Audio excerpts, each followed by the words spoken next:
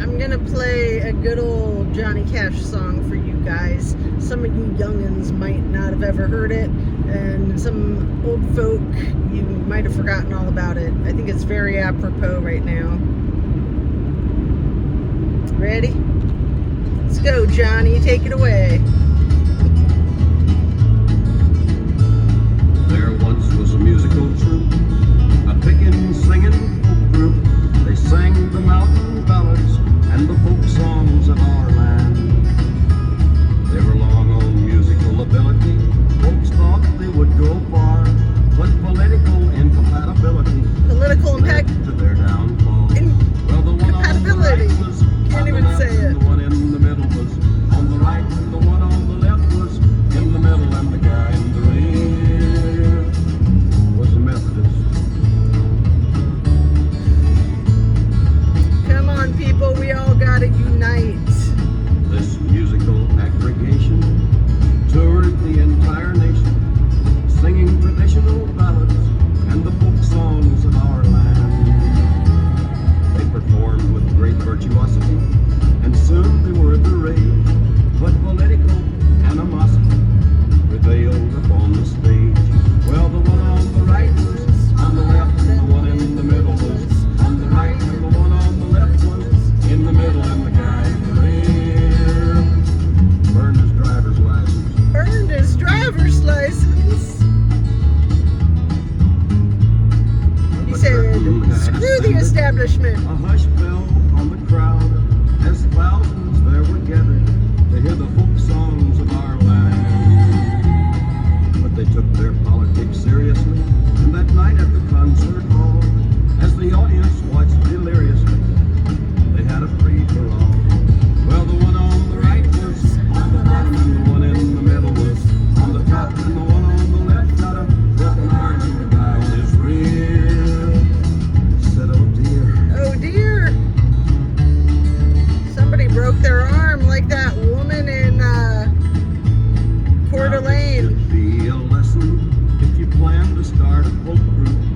Don't go mixing politics with the folk songs of our land. Just work on harmony and diction. Play your banjo well, and if you have political conviction, keep them to yourself. Now the one on the left works in a bank, and the one in the middle drives a truck. The one on the right's an all-night DJ, and the guy in the rear got drafted.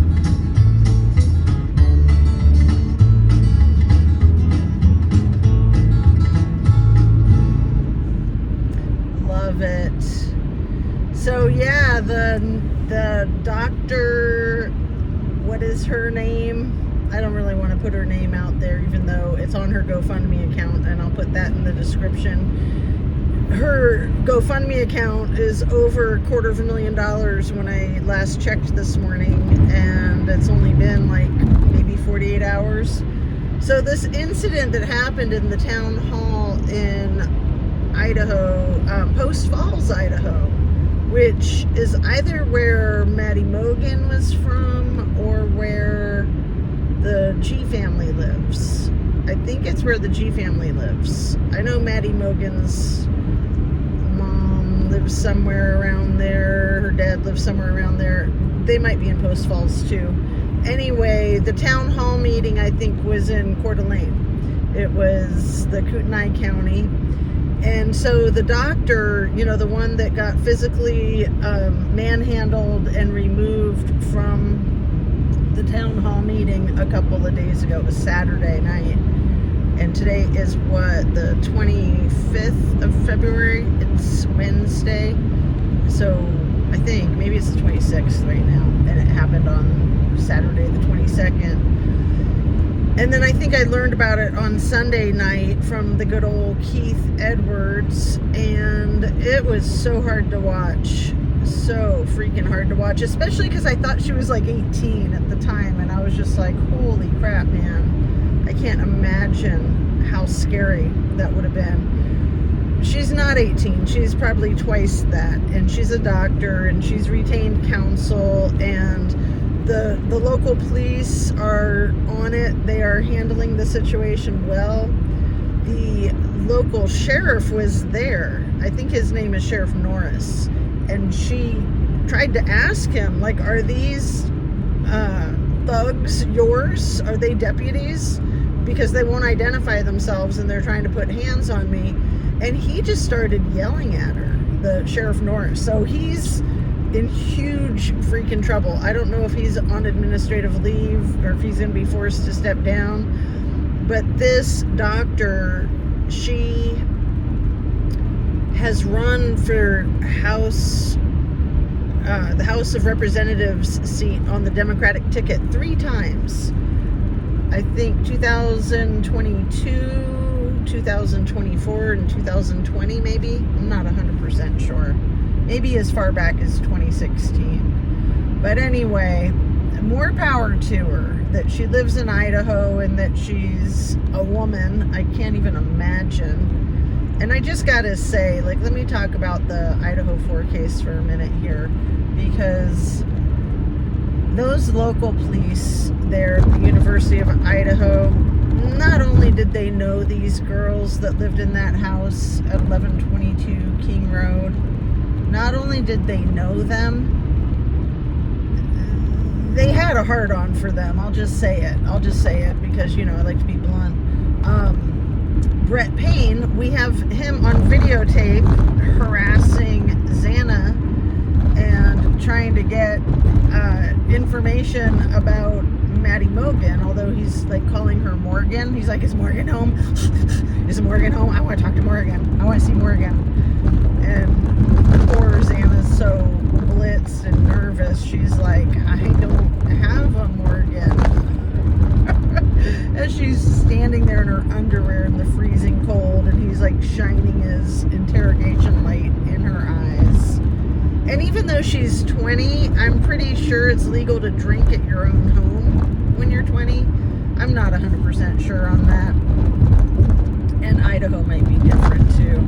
But anyway, we all have to remember a couple of months before the slaughter when Sergeant Blaker and, I don't know if he's a sergeant, Officer Rosenthal, when they went to the noise complaint over at Jack D's house on a Saturday afternoon. It was maybe early evening. I don't think it was any later than 6, but I'm not sure. Maybe 6:30.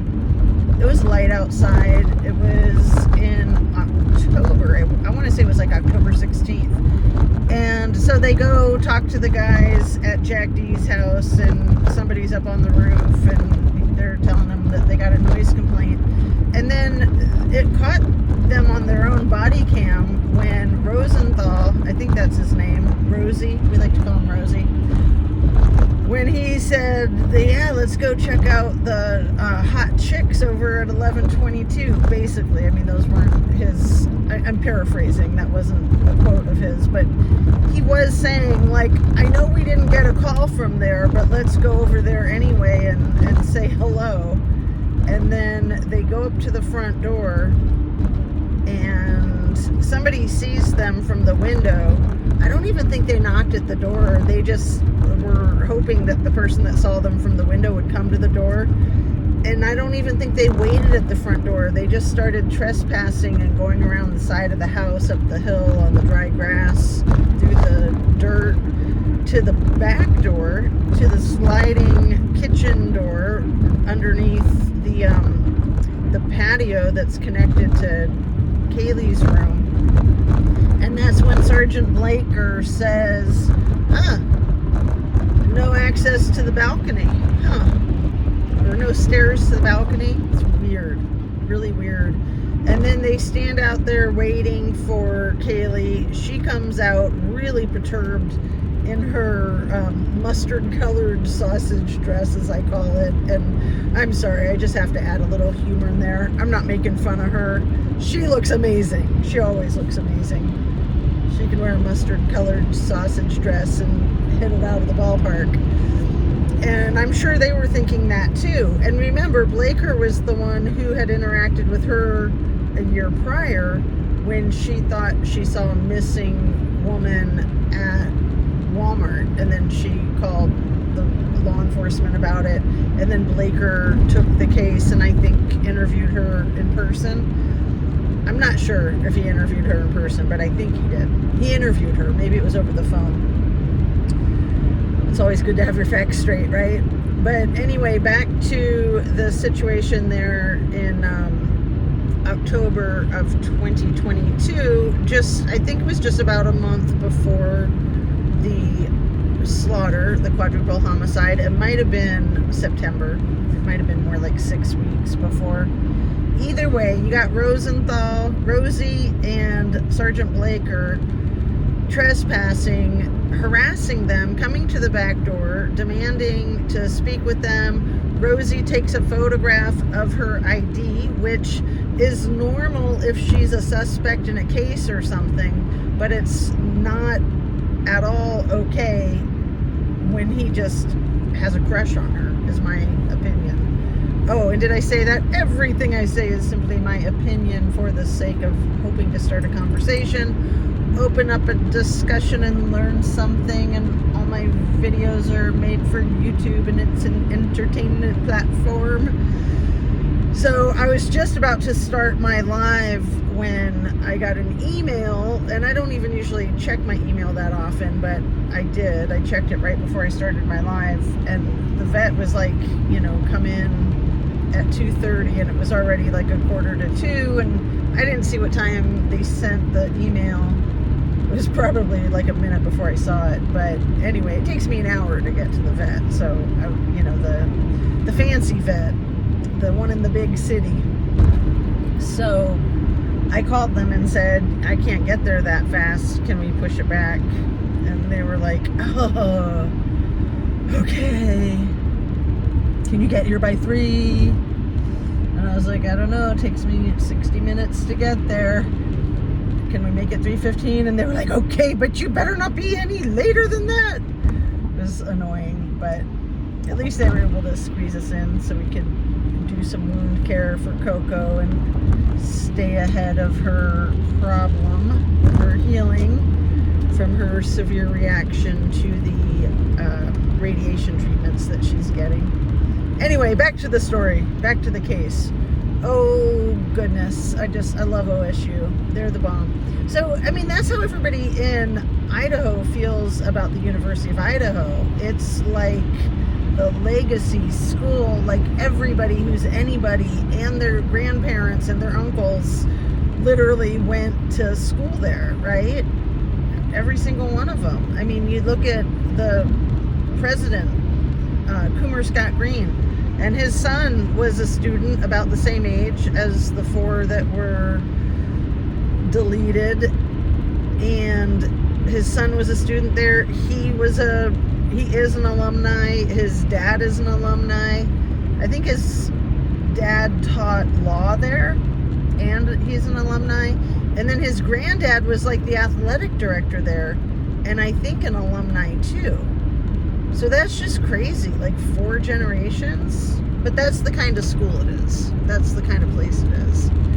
I think it's important to know that, because nobody is going to cross that school.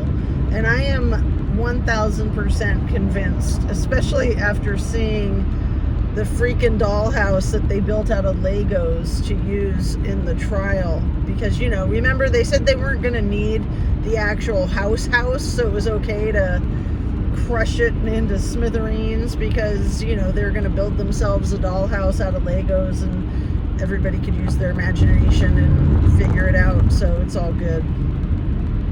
What? Like,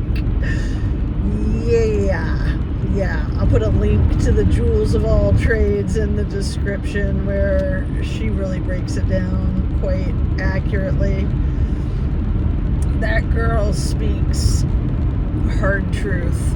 Anyway, back to that day when Rosie and Blaker were harassing gorgeous Kaylee. And all 5 of those roommates that lived in that house were freaking drop dead gorgeous. No pun intended. But I think that was well known. And maybe that's the way the house is. Maybe because we know that it's like usually sorority chicks live there, and maybe it's only like the super pretty sorority chicks. Like, weren't Dylan and Kaylee, wasn't their sorority like the sorority for the super pretty?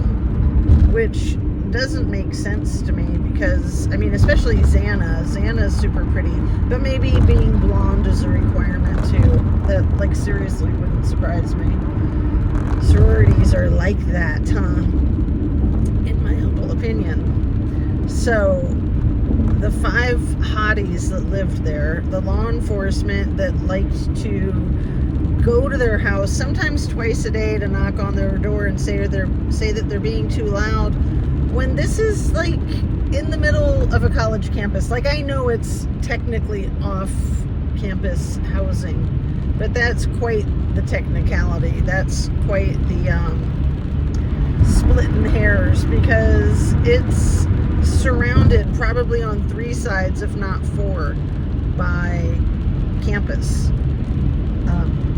When my husband and I lived in San Francisco when I was in graduate school, we had a couple of amazing apartments, and the last one that we lived in was literally right smack in the middle of the University of San Francisco, up on this little hill.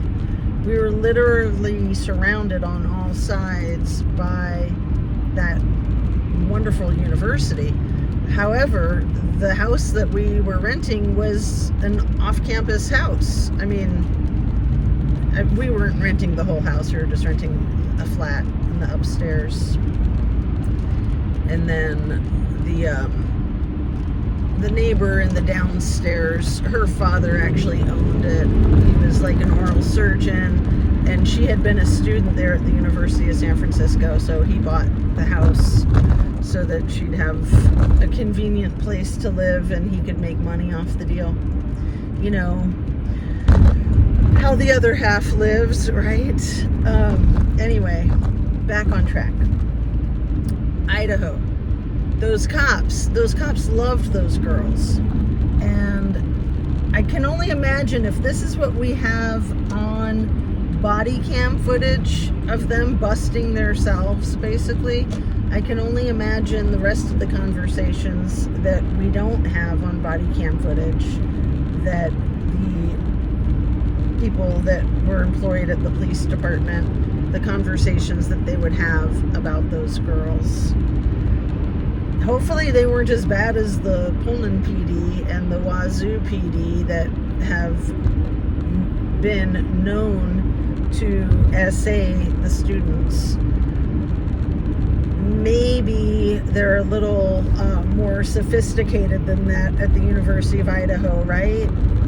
Because it is kind of fancy compared to Pullman. It's like the artsy part of the community, and then Pullman is like the hardcore football part of the community, the hardcore kind of frat party part of the community. They're just like 7 miles away. So people that live there, because I know people that have lived in that area, they literally think of it as the same town, like just one side of town to the other side of town. But anyway, I'm getting close to my appointment here, so I should wrap it up in a second. What else did I want to say about that? I just really wanted to say that the law enforcement is corrupt AF. I think that they're behind it. We know that they're behind the cover-up. It seems like they're really trying to pin it on a weird guy because it's believable, because he's like autistic and weird. I mean, Koberger, you have to admit that he's got the Charles Manson eyes. He definitely does. That doesn't mean that he is a criminal. In fact, with 2.5 years of scouring his history, the only crime they've been able to find on him is the crime of stealing his sister's cell phone to buy rug money when he was like 19 or 18 or something. And so he's 30 now. He was 28 when he was arrested. That's the other thing. It's like, how can you put somebody in prison for 2 years before they even have a trial, before they're even convicted of anything? It's like he's been convicted for a long time. Anyway, here I am. I'm at my exit. So now I got the city driving, and it's irresponsible of me to be making a YouTube video doing city driving. Some might even say it's irresponsible while on the freeway. But as you can see, I wasn't making eye contact with you. I was keeping my eyes on the road and the hands up on the wheel. So, peace out, you guys. Love and light. Thanks for watching my videos and supporting my channel. It's so exciting that I have members now. And I've had this channel going for 2.5 years, I think. Hopefully, I'll figure it out one of these days. I just got to get literally a new Social Security card with my hyphenated married last name on it. And then YouTube shall send me all the money that they owe me, they say. And then maybe eventually it'll sustain itself financially. And yeah, I should make like an Amazon wish list, although I don't want to support Amazon. You know, so I can keep up the quality of my equipment and all that good stuff the way the YouTubers need to.